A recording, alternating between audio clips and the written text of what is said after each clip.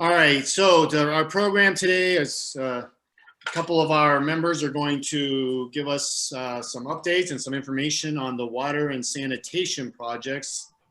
Linda Borden and Ron Crawford are each going to talk about two separate projects.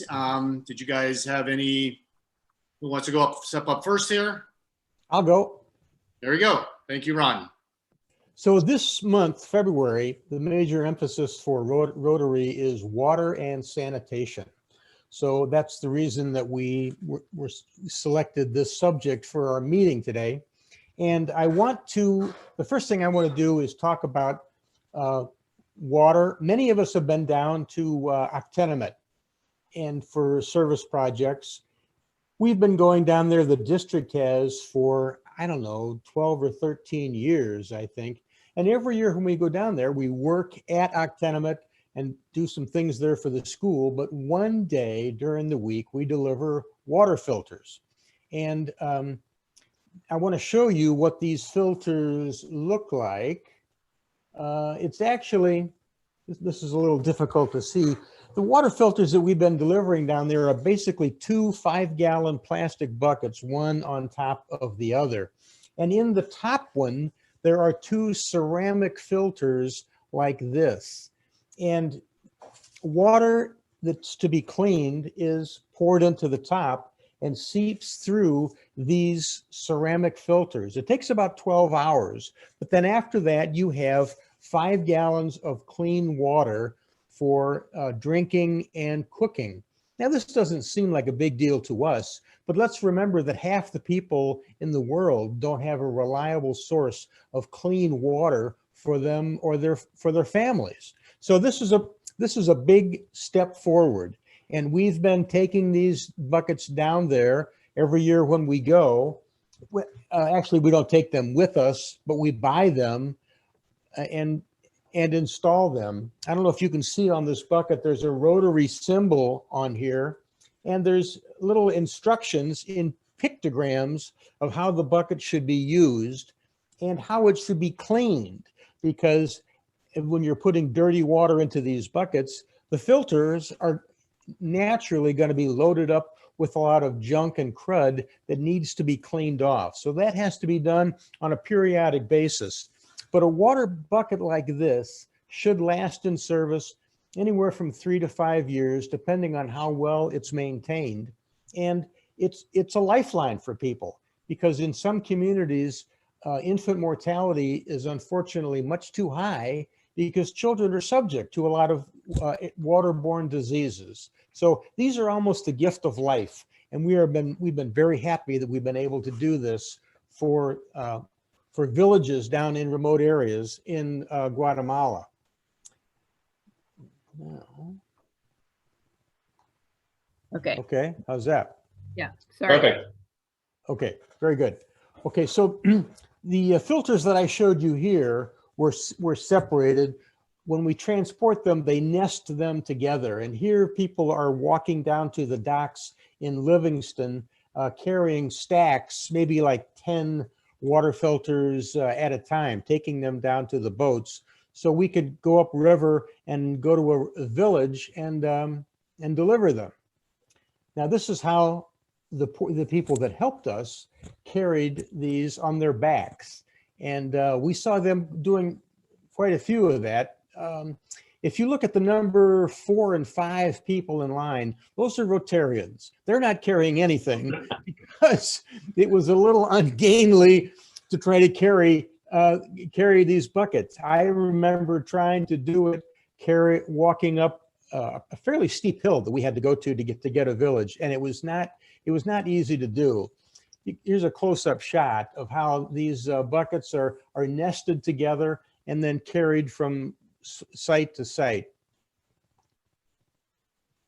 As I say, the Rotarians here are the people that are the ones that are not carrying the filters. Now, we did this over a period of, well, we've been going down there 12 or 13 years, and every year we do this. So there are some pictures here from various trips.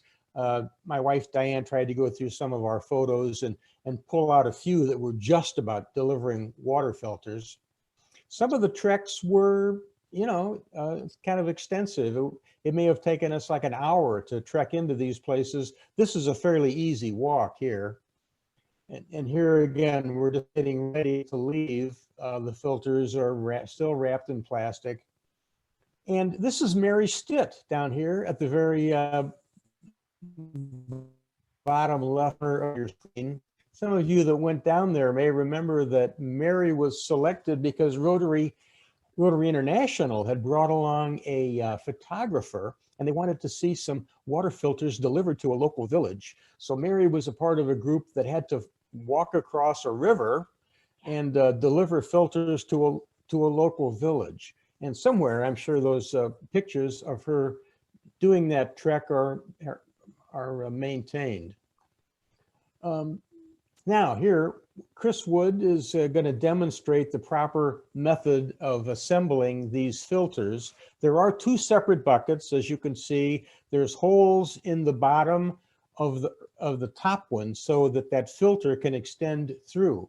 So one of the things that we had to do, we had to separate the buckets. We had the filters, we had washers and all these kind of things that we had to assemble it. We didn't want to just give the whole thing to people without some idea of how it was to be handled. Here is Chris demonstrating his expertise in these filters.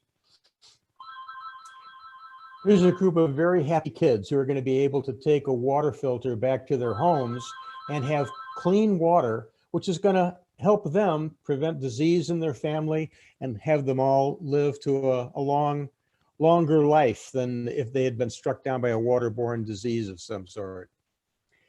We had originally, again, my wife Diane had put up together a presentation with some slides, and I just pulled out one of them here. Again, we're showing how the buckets were being assembled and how they were given to these families. And at the end of the day, when we had assembled all these buckets, every one of us would take one to a local family. And so we could see where the bucket was going to be going and how it was going to be used.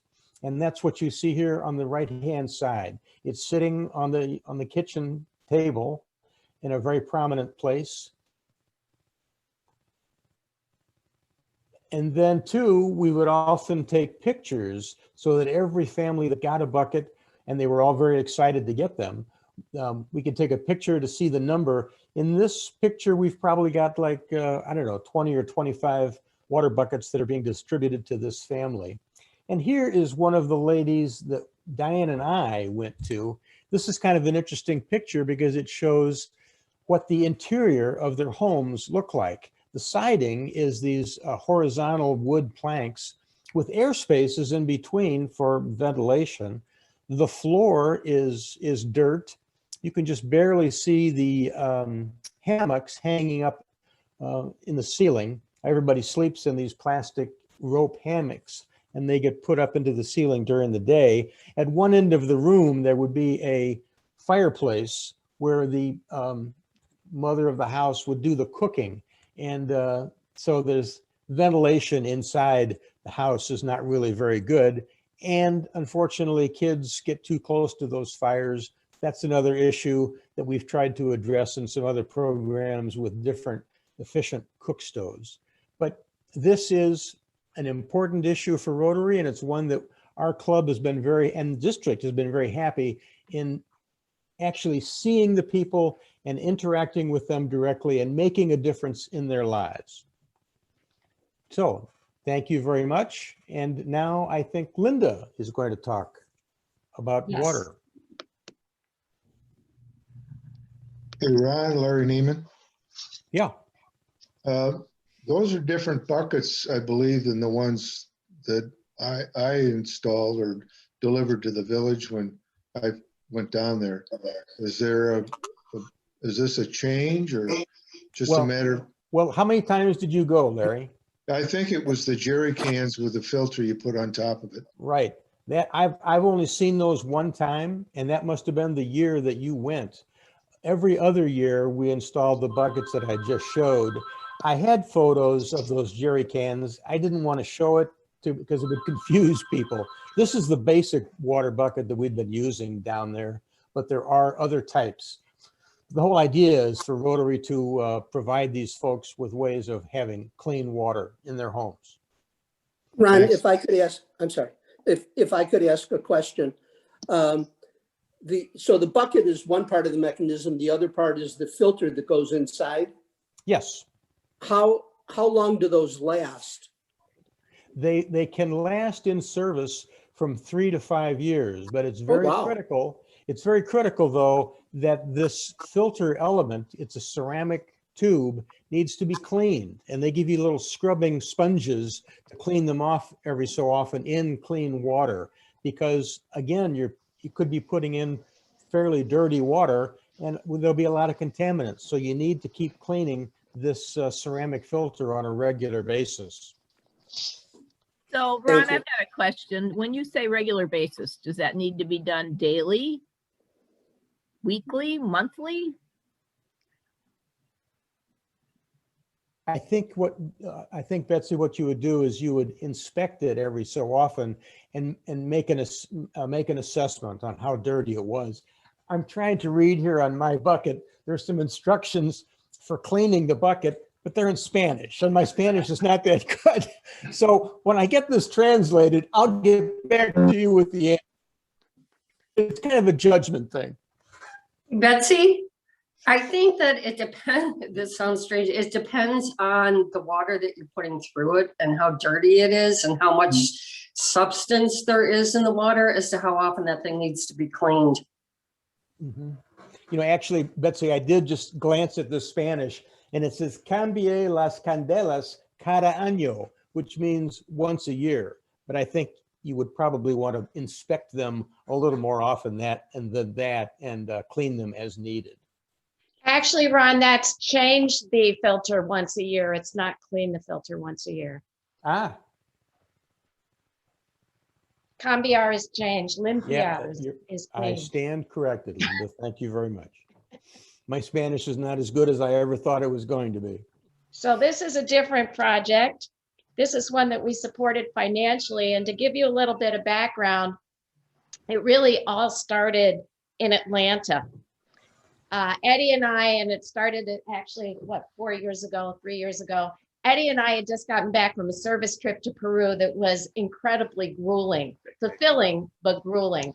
And that June, we went to the International Convention in Atlanta in 2017, and I was wandering through the House of Friendship, and I came across a booth for an organization called Sustainable Cambodia.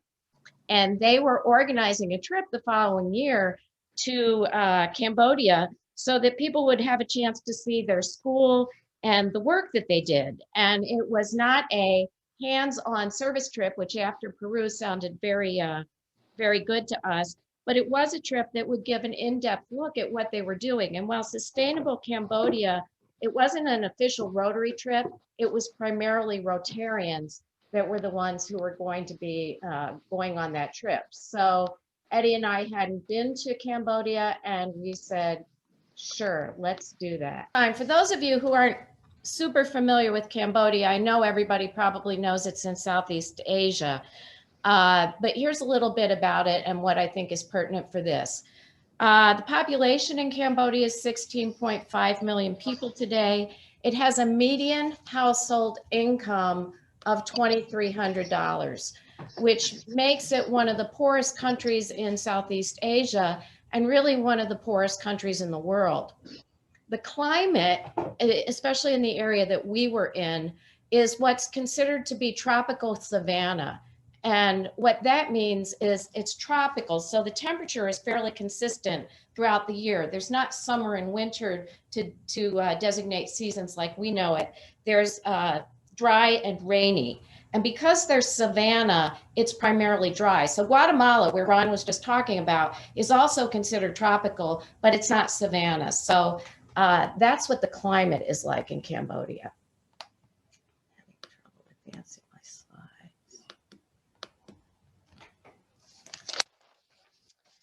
So Cambodia today is a country that is facing a lot of challenges. First, I think they're still dealing with the aftermath of the Khmer Rouge genocide that happened in the 1970s. And I know most people here are probably aware of that, but we have a few younger people in the club who might not be. In 1975, the country was devastated by the Khmer Rouge. 2 to 3 million Cambodians died during this time, which at the time represented 25% of the population. Anybody who had an education, exposure to Western culture, wore glasses, spoke a second language, was considered at all to be elite, was at risk, and most likely was killed. The Vietnamese were able to rout the Khmer Rouge after a period of 4 years, but the aftermath continues on today. It's a country that has no safe water or very little safe water, little food.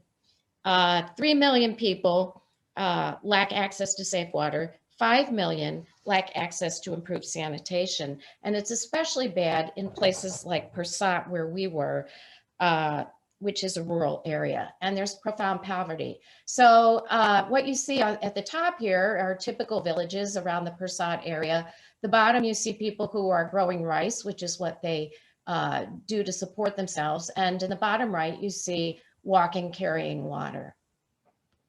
Now, Sustainable Cambodia is an NGO. It's not a Rotarian organization, but all of the members of the board are Rotarians. And similar to Octenement, which Ron didn't talk about it today, but we've talked about it several times over the years, they have an empowerment model, and it's a model that has really two main thrusts. One is community development, which helps families create safe water, latrines, sanitation, and income generation. And that enables the families to keep their children in school. The education side of Sustainable Cambodia creates preschools in the villages, which then feed the local community schools. And they in turn are fed, and they get food supplements through those schools. They go to supplemental schools, which are enrichment schools on this slide, which is really what Sustainable Cambodia started out doing, because the schooling in Cambodia today is still so poor. And ultimately, the goal is to get those kids through to the university. So that's what Sustainable Cambodia does. About 2 years ago, we were in the International Committee. We were looking places to invest $1,000 in a water and sanitation project. And I suggested that Sustainable Cambodia might be a good place for us to do that. A couple things about the water situation around Persat. First of all, the water is scarce. So in many places, they can't dig wells, and they rely on collecting rainwater that they collect during the rainy season and then ration it through the dry season. They use something called rooftop harvesting, which is what would be a rain barrel on a large scale. And they dig community ponds that collect water during the rainy season that then they use for irrigation and for agriculture. The second thing is that the water is not clean. It's not clean and it's not potable. And the sanitary conditions are essentially non-existent. There's open defecation. There are not latrines or things like that. So I shared this situation with the International Committee. We reached out to Sustainable Cambodia, and they came back to us with a plan. And what I'm going to show you next is what our $1,000 did. And it went to help people in a village that was called Tu Pu, which was in the Kanang district of Persat. The first thing it did was it allowed 2 families to receive rainwater harvesting tanks. And that's what you see, the kind of globe-shaped cement structures in the back here. And these are actually pictures of the families that received the rainwater tanks as a result of us. These tanks provide storage for 4,000 liters of clean water that they use through the dry season. And just to kind of put this in perspective for everybody, I just paid my water bill. And in the month of December, I used 8,000 gallons, which I think is a little high because I had a leak, but that's the equivalent of 30,000 liters. So when you think about what we used in a month versus what these tanks hold, it's really pretty phenomenal. And I think it helps to show what the scarcity of water is. Before they had these rooftop harvesting systems, these families would spend up to half of their day going to collect water and then bring it back to support things. So if it were the parents who were going to get it, then they weren't working. And all too often, unfortunately, it's not the parents, it's the kids. And if the kids are spending half the day going to get water, they're not spending that time in school. The second thing that our $1,000 helped to do was equip 2 families with biosand filters. And these are a little bit different than the filters that Ron just showed you from Guatemala. These are a column of sand that's encased in concrete. The blue device structure next to the gentleman on the left is a sample of one of these water filters. And on the right, you see what it looks like inside.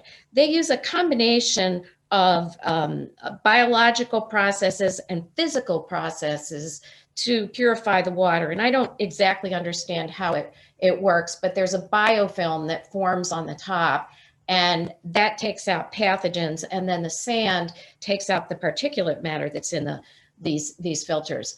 Unlike the ones that are used in Guatemala, these, if properly maintained, can last for 30 years. So one of the reasons that they use these in Cambodia is that they're sustainable. Similar to what happens in Guatemala, the Sustainable Cambodia staff went in prior to the installation of these filters to do education with the family, among other things, to talk to them about why clean water is important. Because one of the things that we know, but they don't necessarily know as they're living there, is if the water looks clean, they think it's healthy. And we know that that's not the case. So after they put the filters in, they go back and they do follow-up training to make sure that the families are using them correctly.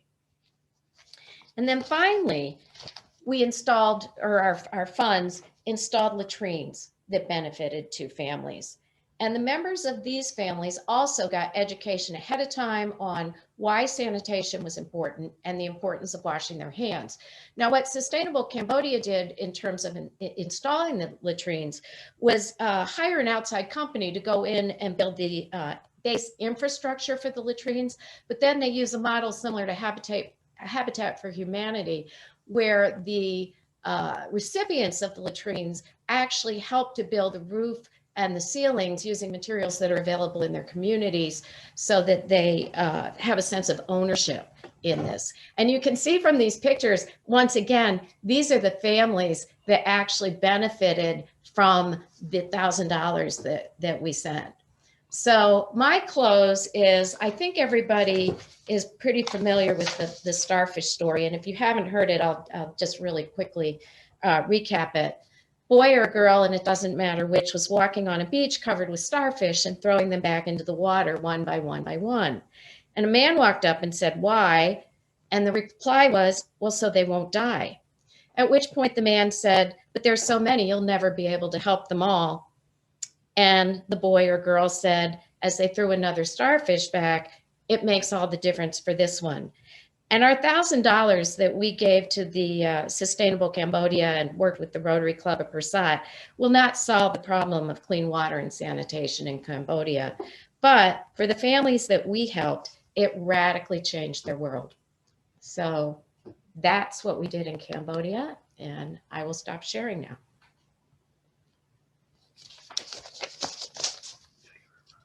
Thank you, Linda. Any questions for Linda? Kind of hard to think of any questions when she did such a wonderful job of presenting there. Linda, Larry, was there anybody else, any other Rotarians involved? And well, we did not physically go there to do this. We learned about what they did. There were other Rotarians that actually go there and volunteer there all the time. Okay. But this was a situation when you're working in international places, lots of times you're sending money. And this was a place where we sent money. But we went to the villages, we saw that. We went to the village. When we were there, we went to the villages and we saw the work that they had done. It's a really interesting situation, Larry, because in order to do global grants, you need a host club on the ground. And there is a Hulse Club in Persat that was actually founded by the Rotary Club of Gainesville, Florida. And part of that, who is very involved with Sustainable Cambodia, part of that now is that they have a host club so that they can do global grants. And at any given time, they're typically hosting 2 or 3 different global grants. Thank you. And So Linda and Eddie, was this a friendship exchange for the two of you? No, it was, as Linda said, after 2, and you were on one of the trips to Peru. After the 2 trips to Peru, literally walking around the House of Friendship, looking for something. And Linda said she found this group that it was not a physical project. They wanted to take you there as a before and after, a dog and pony show of here's how bad it is. Here's how we can fix it. Our hand is out. And we went there, we went with the Waleses and what? everybody on the trip was a Rotarian. Yeah, everybody on the trip. There were Rotarians from Australia. In fact, it wasn't a friendship exchange, but that's where we made the connection for our Australian friendship exchange. District Governor, yeah.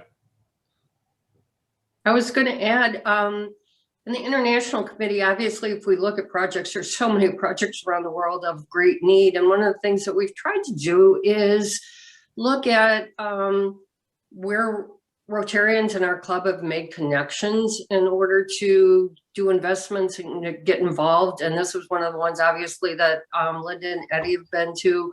We're looking at possibly Uganda, where 4 of you guys have been to. We've made investments in a school in Kenya where Jim Thompson's daughter has taught, and then obviously the continued involvement with Octenement. So instead of just picking projects, we've tried to look into ones where we know that our investment will be well spent. And this one, I think, has just been fantastic.